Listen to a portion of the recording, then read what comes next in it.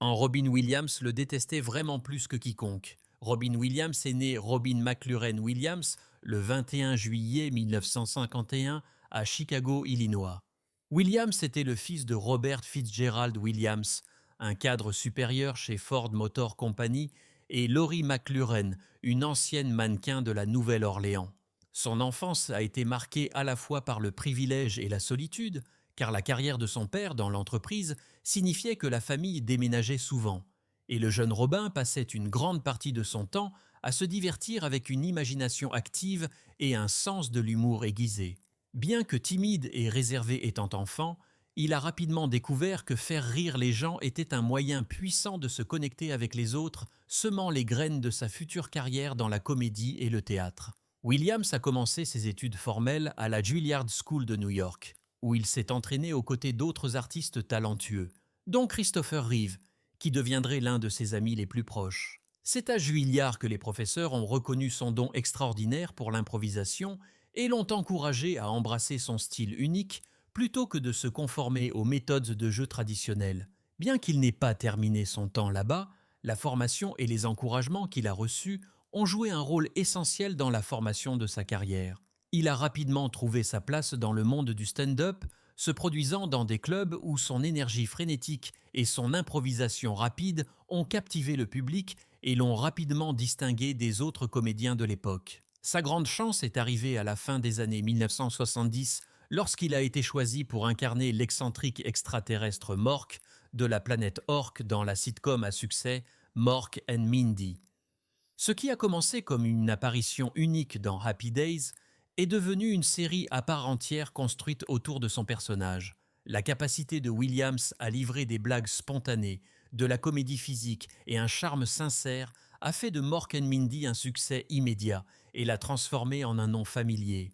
À partir de ce moment, Hollywood lui a ouvert ses portes et il a commencé une carrière cinématographique qui allait durer des décennies, englobant tout, des comédies déjantées aux drames profondément émouvants.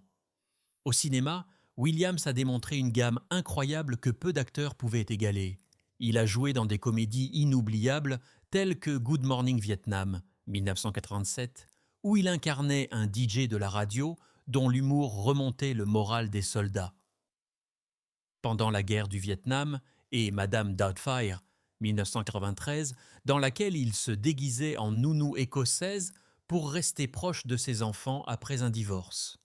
Les deux rôles ont mis en évidence son génie comique tout en révélant sa profonde capacité de tendresse et d'humanité.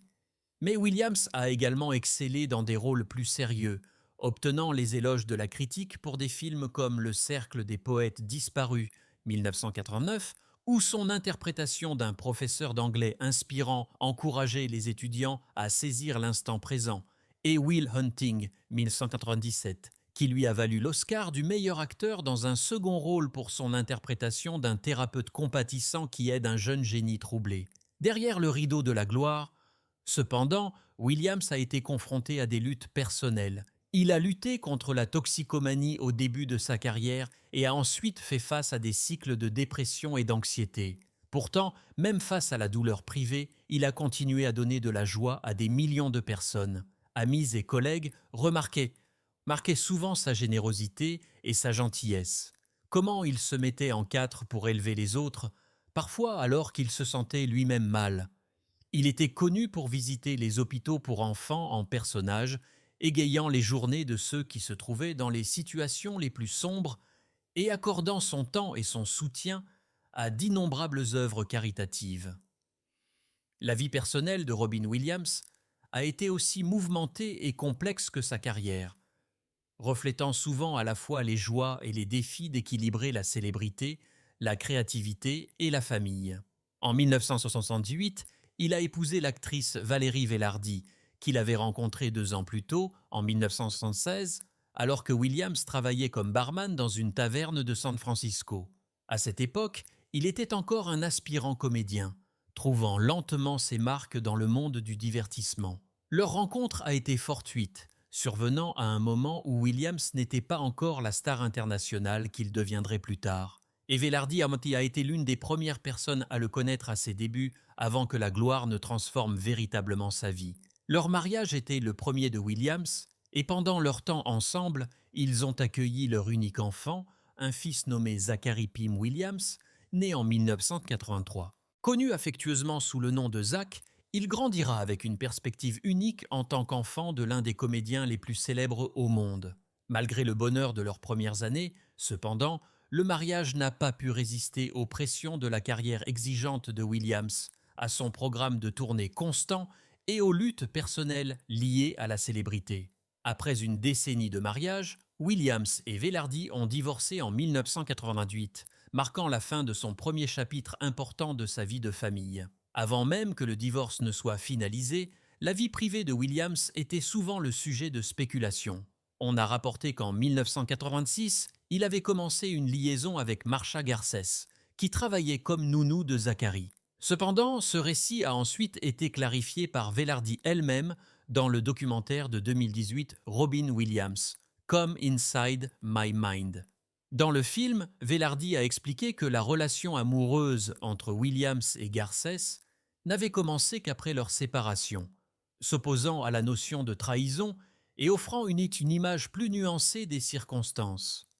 Quelle que soit la chronologie précise, Garcès est rapidement devenu une figure centrale dans la vie de Williams. Le 30 avril 1989, Williams et Garcès se sont mariés et à ce moment-là, Garcès était déjà enceinte de 6 mois de leur premier enfant ensemble. Cette union a marqué une nouvelle phase dans sa vie et il a rapidement embrassé à nouveau la paternité, cette fois pour 2 enfants supplémentaires, une fille, Zelda Ray, née en 1989, et un fils, Cody Allen, né en 1991.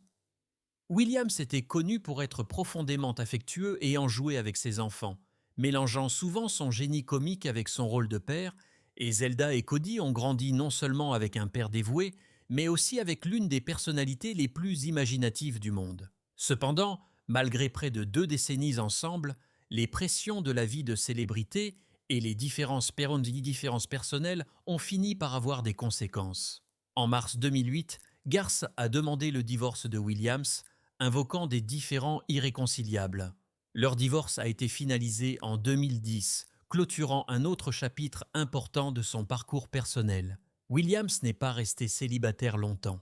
En 2011, il a contracté son 3e et dernier mariage avec la graphiste Susan Schneider. Leur relation était plus calme et plus privée que ses mariages précédents, et beaucoup de ses proches ont observé que Schneider lui offrait un sentiment de stabilité et de compagnie dans ses dernières années. Le couple vivait ensemble dans leur maison du quartier de Seacliff à San Francisco, un endroit qui permettait à Williams de profiter à la fois de la sérénité de la vie côtière et de la proximité de la ville qu'il aimait. C'est pendant cette période que Williams a parlé ouvertement du profond sentiment d'épanouissement qu'il trouvait dans la paternité. « Mes enfants me donnent un grand sentiment d'émerveillement », a-t-il déclaré dans une interview, exprimant sa fierté et sa joie de les voir grandir, juste pour les voir se transformer en ces êtres humains extraordinaires. Cette déclaration a capturé le cœur de la philosophie personnelle de Williams. Malgré sa célébrité, ses récompenses et ses réalisations professionnelles, ce qui comptait le plus pour lui était son rôle de père et l'amour qu'il partageait avec sa famille. Ses mariages et ses enfants ont défini les parties les plus intimes de sa vie, façonnant l'homme derrière le rire.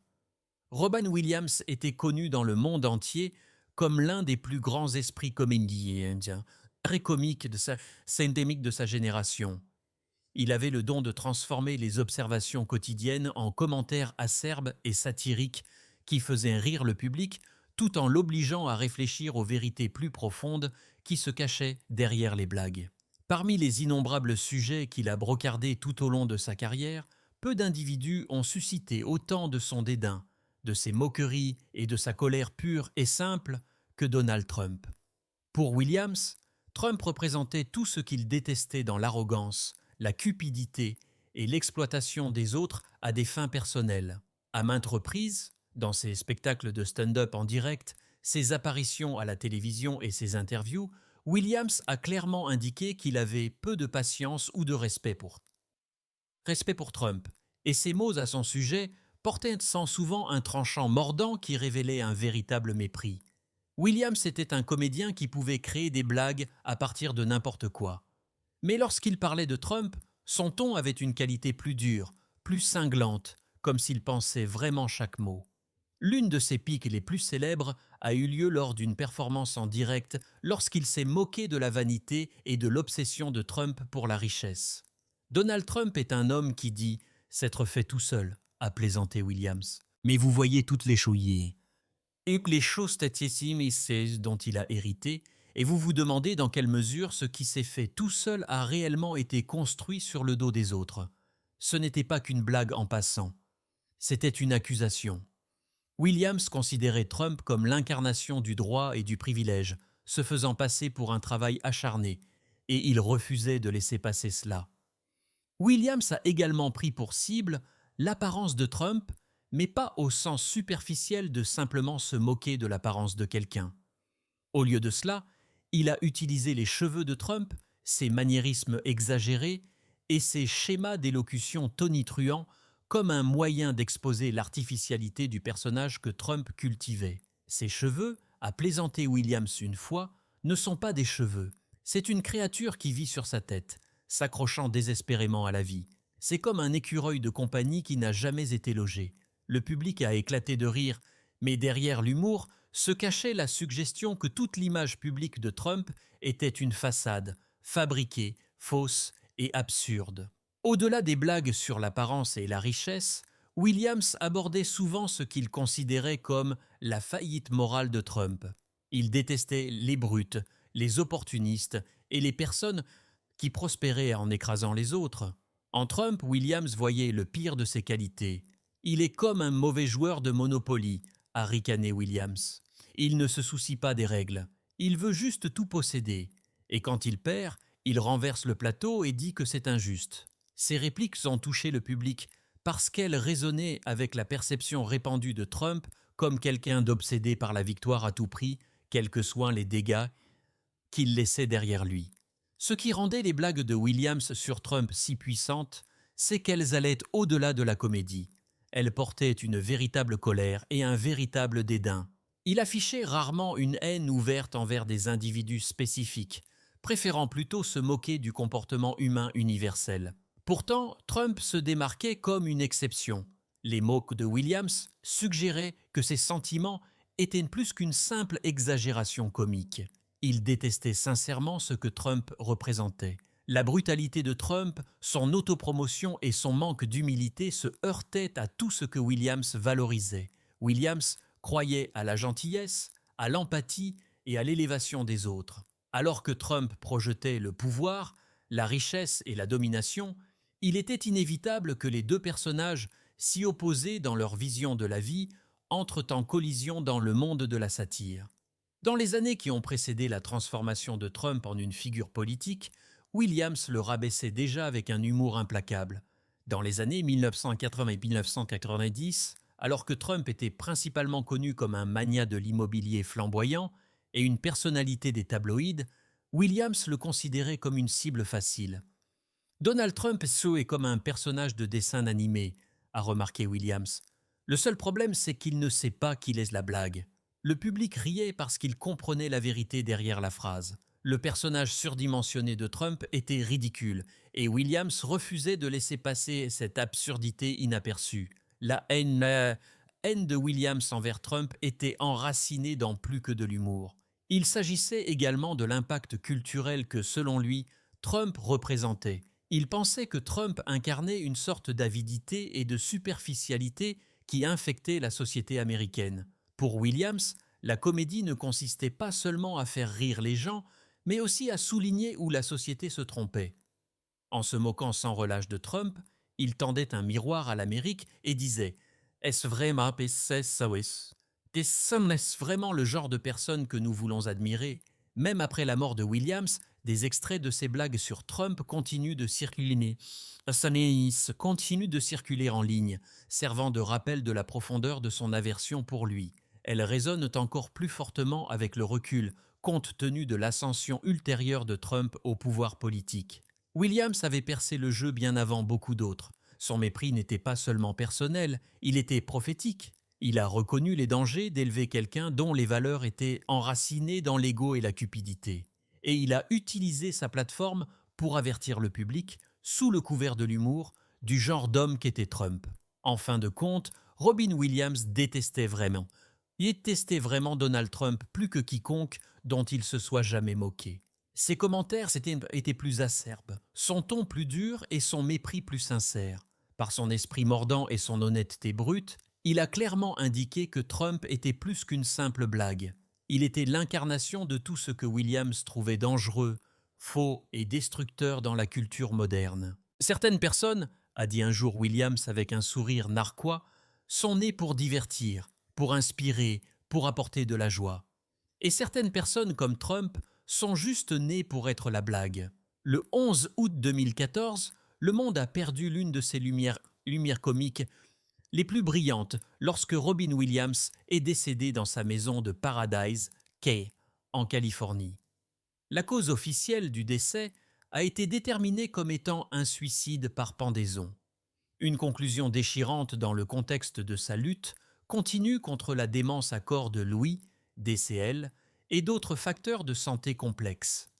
Pour sa veuve, Suzanne Schneider, la maladie était bien plus qu'un diagnostic médical. C'était, selon ses mots, le terroriste dans le cerveau de mon mari. Elle a expliqué avec une clarté perçante que, quelle que soit la façon dont on le considère, la présence de corps de Louis lui a ôté la vie, soulignant le déclin neurologique dévastateur qui avait suivi son diagnostic antérieur de la maladie de Parkinson. Les réflexions de Schneider ont révélé non seulement la cruauté de la DCL, mais aussi la profonde incompréhension qui entoure les maladies du cerveau dans notre société. Comment, en tant que culture, nous n'avons pas le vocabulaire pour parler des maladies du cerveau comme nous le faisons pour la dépression. Elle a observé, soulignant que la dépression, dans des cas comme celui de Robin, n'est pas une question de psychologie ou de volonté. C'est un symptôme neurologique, une conséquence inévitable de la détérioration du cerveau lui-même. Son cerveau s'effondrait, a-t-elle dit, une image obsédante qui traduit à la fois l'invisibilité de la maladie et le tribut implacable qu'elle prélève sur ceux qu'elle afflige. Même les experts médicaux se sont débattus avec l'énigme de l'état de Williams. Pendant des années, les médecins ont lutté pour identifier une cause définitive à ces symptômes fluctuants, finissant par lui diagnostiquer la maladie de Parkinson avant que la compréhension plus globale de la démence à corps de Louis ne soit mise en lumière. La combinaison de la maladie de Parkinson et de la DCL a créé une tempête parfaite de perturbations cognitives et émotionnelles, une tempête qui pouvait tromper même les neurologues les plus expérimentés et dévaster les familles des personnes touchées.